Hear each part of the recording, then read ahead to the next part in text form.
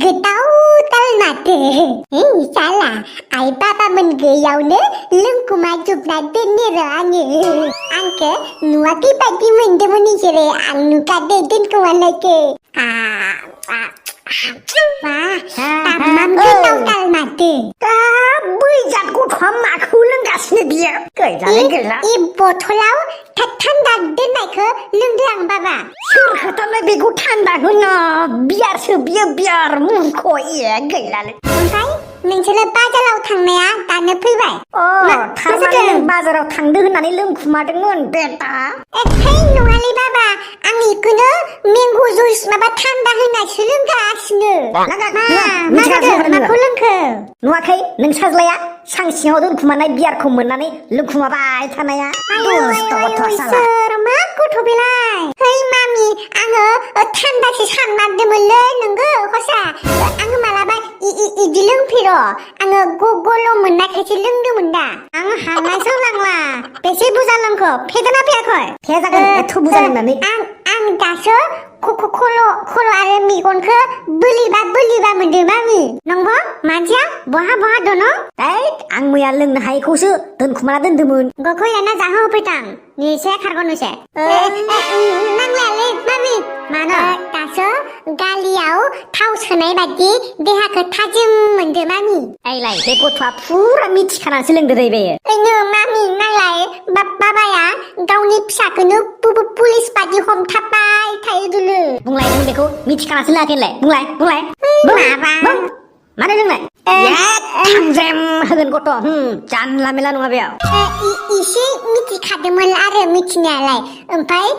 बुस्थुखौ लोंदावनानै गोथाव मोननानै बुरजा लोंफ्लांनाय जाबाय आरो थां होनानै जग्रब होनाय बायदि गोसायलांबाय गथ'खौ साला मा लोंनांगौ गिनायसो मोनबाय आङो लोंनानै बोरैबा थैना थाबा मा जागौमोन देलाय बाबायालाय माथो लोंबाबो थैया होमबालाय आङो बमा गावनोसो इ बथलखौ खालि खालामनोसो लोंदोंमोन दा बमा गावनोनो नोंनो खालि बथल नांलायगौ हा कत्त' हिट जायोलै बथल खालियाव एटम बमा सोनानै गावनो बिदि होननानै नों बियारखौ लोंनांगौ जालायबाय आरो गारनो हायामोन गारसायसाय लोंबायब्रा बाबा आंथ' थैयाखैना नुवाखै बाथ्राफोरा माबायदि सोलायबाय थायो बिमा दसेनो बे गथ' सासेखौ आङो दहायबा बुंबाय थान्दा होनासो लोंदोंमोन आरो नै दा जाहैबाय माबा बमा गावनो खालि खालामनो लोंदों जाहैबाय खारलाय बारलाय लोंला दिनैनिफ्राय लोंला माबार दलद उन्दुना थानो बाथा मोनगोनसो नङाबा आंजो बेफोर गथ'जों खर' सुबाव मोनलाङो आयौ मामि मेगना आंना नोंखौनो सानै नुबाय साब्रै नुनानै लोंबावनांगौमोन आरो एसे मामि न'आनो गिदिंजोब्बाय मामि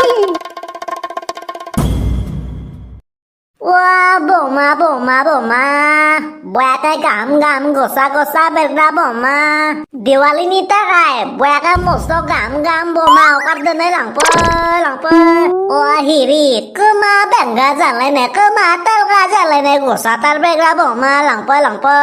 माकार लांफै आसि बमा एटम बमा फुलजारि बमा रकेट बमा गथायबो बमा मोनगोन लांफै माकार बाबु बमा फानदों दख' सामथायनि बिफा आरो पिसालासो दख'लै बमा फानदों नामा होनदों आदै दिवालीनि थाखाय मस्त' गाहाम बमा ओंखारदों लांफैदो गावफ्रुजोबना सोखावजोबनो हागोन थांनाय बोसोरनि फाननो हायि जोबनाय नङाथ' मानो रे हामा खोथा सानो आदै रखम बया खामानि मावा नङा आङो मिटिं होना देग्लायसो अखानाय हाइ कुवालिटिनि लेटेस्ट बमालै आबो आंनो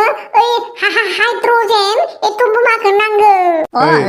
बयाखाय गोसा बेरहोयो बिसोरसो मिथिसैलै मा हाइड्रजेन ना नाइट्रजेन बमा दिमानो गोसा बेरा इखौसो नागिरोलै दानि गथ'फ्रा आदै गियालै दानि गथ'फ्रा आदै लादो माखौ लायो बासि लादो नोंसानो मोनसे बिसि हरगोन दे खम दामावनो फाननो दे बिसि बुङाखै इमान नांसियालै जोंहानो केन्डेल पेकेटनै आरो आसि बमा पेकेटसेबानो जागोन दे नाङालै आबौ नाङा इमान नाङा गावसोआ बिनो जायो सोर फाग्लाखौ नुनाय बे आसि बुमा पेकेटसेखौल' गावना ओरैनो नामनिल' जायोलै आबौ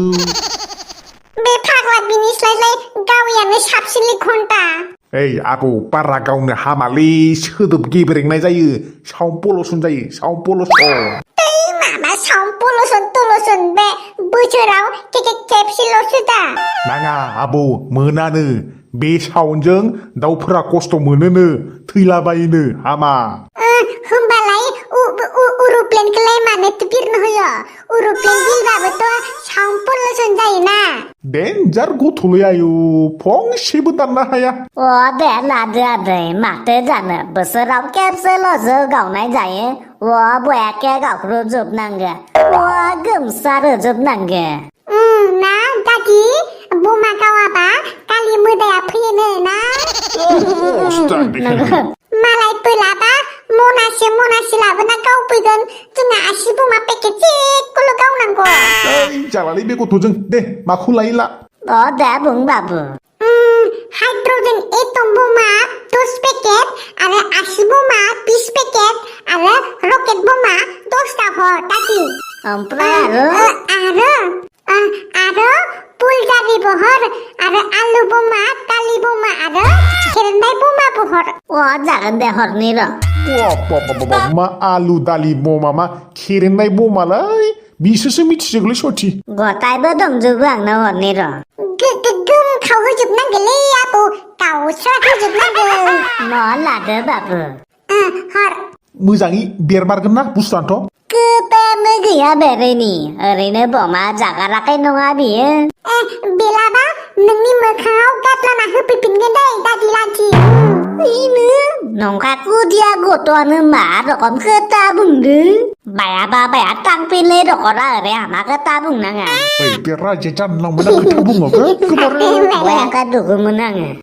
बिजों फैबानो बिदि जाबाय साला डुप्लिकेट बुमायो कुप्ले गासै जायो गथ'आनोसो मा रखम खोथा बुङो बिफा रखमसोलै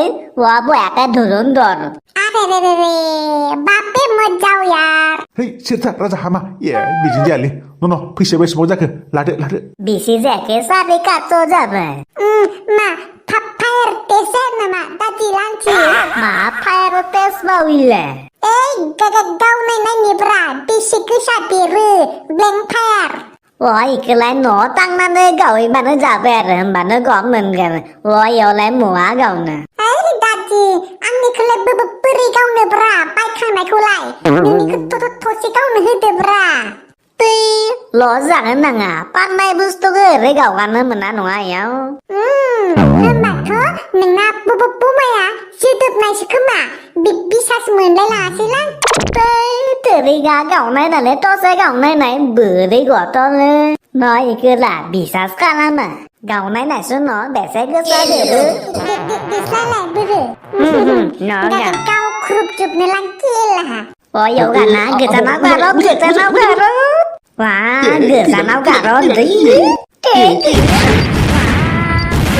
गथ'आ मुवा गारदो नायदो मा गोजानाव गारदो मा रखम खाथियाव गालाना जुबाय बेला जुबाय मा रखम गथ'लैयो मा रखम ओरैनो लस जागादो साला आरेबो दुस्थ' तायना गथ'आ बा मा रखम धुरन्धर गथ'लै सिफ्लेबाबो कंगोआ जोबनाय नङा लांना बेथो बमानि थफ्लाखौनो बिदानखौनो दंग' खालामजोबलांबाय हेल' गाइस भिडिअखौ नायनानै मोजां मोनदोंबा लाइक खालामदो साबस्क्राइब खालामदो आरो